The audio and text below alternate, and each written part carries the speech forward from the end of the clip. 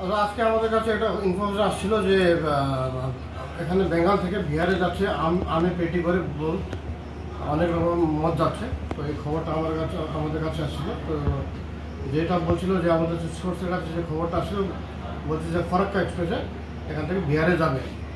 ওই খবর পেয়ে আমরা আমাদের কাছে সোর্স অনুযায়ী আমরা একটা ব্যক্তিকে অর্ডার করি। ওর কাছে 6 পেটি আম ছিল, তো ওটাকে আমরা যখন সোর্স করি তখন 3 পেটি আমের মধ্যে বিদেশি মদগুলো ছিল, মোটামুটি 19,000 টাকার মদ ছিল।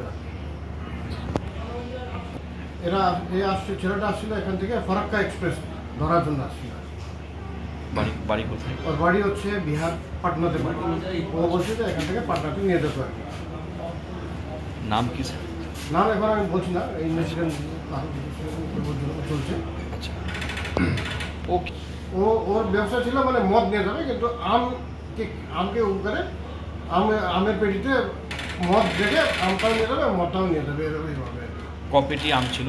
6 পেটি আমের মধ্যে 3 পেটি আমের মধ্যে মদটা পেয়েছি আমরা। কি মদ আছে মোটামুটি এখানে? বিয়ার আছে, উইস্কি আছে, আর ভোডকা আছে।